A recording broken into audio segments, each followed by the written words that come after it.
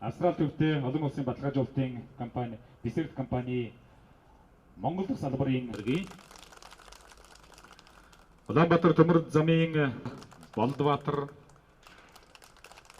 төлөвлөгөө эдийн засгийн албаны дарга хүрэлцэн ирсэн байгааг уламжлахад таатай байна.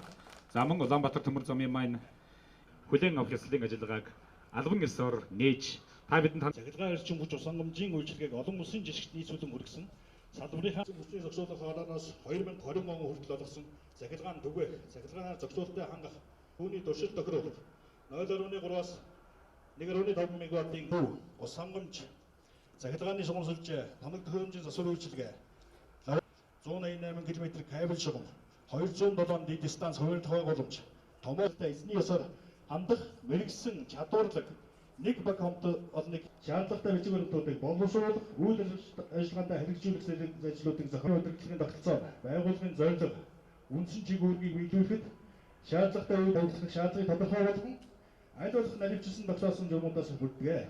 Энэ журмууд нь хэн нэгний үзэл бодол үгээр биш тогтолцооны багийн ахлах дамжуулж алтан загас, удирдлагын төлөөлөл 18 мянган, байгаль орчны 14 мянган зэрэг олон нийтэд мастер зэрэг хамгаалаад засгийн газрын тохиолч агентлаг стандарт хэмжигдсэн газрын одоо томын газрын дараа хийж хахад манай дээр нэг Монгол улс нэг асуудал байгаа. Тэр нь юу гэх юм бол үндэсний хэмжээнд бид нар баталгаажуулалтыг хийж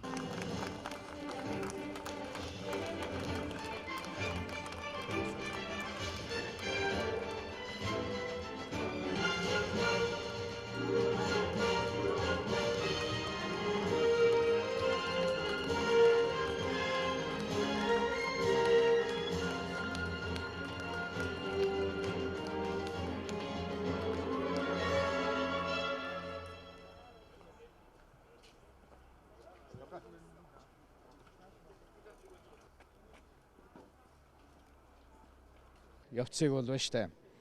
Энийг бол улс төртэй хутгалж болохгүй. Өнөөдөр ч улс төрийн одоо өнгө айс их болчиход байдаг. Гэтэл чанарын стандартын энэ тогтолцооны тухай илүү улс төрийн тогтолцооноос илүү ярих цаг болсон байна гэдгийг би бас өнөөдөр хэлье гэж бодсон юм аа. Тэгээ Улаанбаатар төмөр зам дээр энэ олон улсын ICO тогтолцоог нэвтрүүлж эхлэх энэ алхмыг хийж байна. За энийг бид нар 2020 он гэхэд бол ер нь бүрэн хэрэгжүүлэх юм бодлого зорилттой ажиллана. Ер нь Улаанбаатар төмөр зам ч бас өөрөө олон улсын байгууллага шүү дээ. Тийм учраас Европын стандартуудыг түүн тохирсон чанарын удирдлагын тогтолцоонуудыг бүрэн нэвтрүүлнэ гэж ингэж бодож байна. За чанарын удирдлага гэдэг бол бидэнд мэдээж эдийн засгийн маш их үр ашиг өгдөг гэж ингэж ойлгож байгаа. Дээр нь одоо хөгжлийн энэ тогтвортой голдрол руу бас оруулна.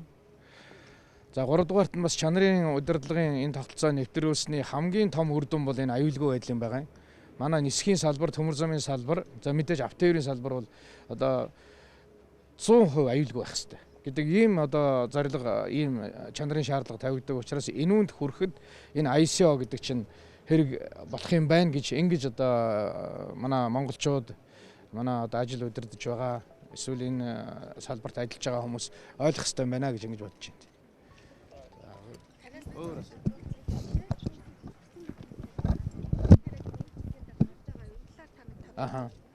Тэгээ бид Монгол улсад хот дүүргийн галт төр гэдэг ийм системийг нэвтрүүлэх ийм бодлого зорилго тавьдсан байгаа. Тэгээ харамсалтай нь энийг одоо нэвтрүүлэх зорилтоор нэг ширхэг ийм рельсовый автобус гэдэг ийм хөдөлгөөн хүрэлтгүйн авээд ирсэн. Тэгэхдээ ганц одоо ийм тээврийн хэрэгслээр энэ төрлийн тээврийн үйлчлэгийг нээж чадахгүй юм байна.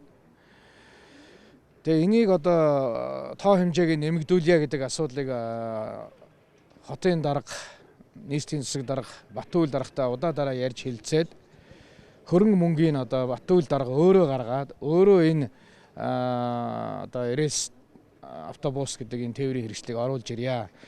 За төмөр замын дарга одоо Хүрбаатар чи энэ зам шугамыг бэлдээчих гэсэн ийм байдалтай байна.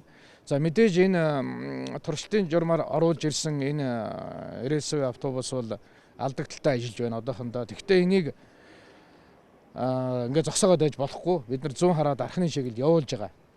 За энэ алдагдал одоо энэ техникийн үйлчилгээ энэ ашиглалтын одоо байдал тааруу байгаа нь бол зүгээр одоо бид нарын энэ тогтолцоо руу шинэ нэр төрлийн тээврийн хэрэгслийг бий болгоход шаардлагатай тэр нөхцлүүдийг бүрдүүлэхэд л шаардлагатай тэр хэмжээний хугацааны юм байна.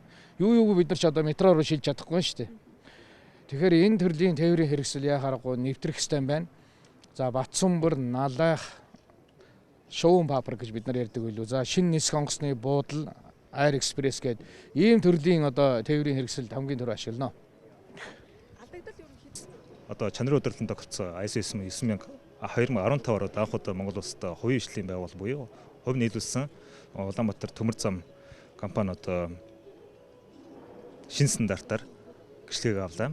Энэ бол түүх үйл явдал манай олон улсын одоо BCERT гэдэг баталгаажлалтын байгууллагын хувьд бол анхны одоо баталгаажуулалт байлаа. Гол нь энэ шалгуур нь өөрөө бол ойлгомжтой юм байна. Хэрэглэгчийн сэтгэл хангамжийг хангах, дээрэс нь удирдлагын тогтолцоогоо одоо чанарын олон улсын чанарын удирдлага тогтоог нийцүүлнэ гэх юм байна л да. Энэ стандарт нь одоо зөвхөн BCERT-ээр яг баталгаажуулсны одоо давуу тал нь гэх юм бол ерөөс олон улсын баталгаажлалтын байгууллага баталгаажуулснараа л давуу тал. Манай үндэсний хэмжээнд бол манай стандарт хэмжээгээр баталгаажуулалт хийж байна. Бас 1-2 байгууллагаас хийдэг байгаа. Олон улсын хэмжээнд нэр бүхийн баталгаажлалтын байгууллага баталгаажуулснараа давуу тал нь гэвэл энэ байгууллага өөрөө гадаад харилцаагаа одоо мэдэрдэггүй өсгөж нэмэгдүүлэх боломжтой болж байгаа. Ханган нийлүүлэгчтэй хувьцаа одоо гадаад харилцаа, гадаад хөрөнгө оруулалт татах болон гадны хөрөнгө оруулагчдыг одоо харьцаа явах тэр хувь нийлүүлэгчтэй л ерөөхдөө яах итгэлийн олох тэгэл давуу тал нь орж байгаа юм. Тавчхан доо.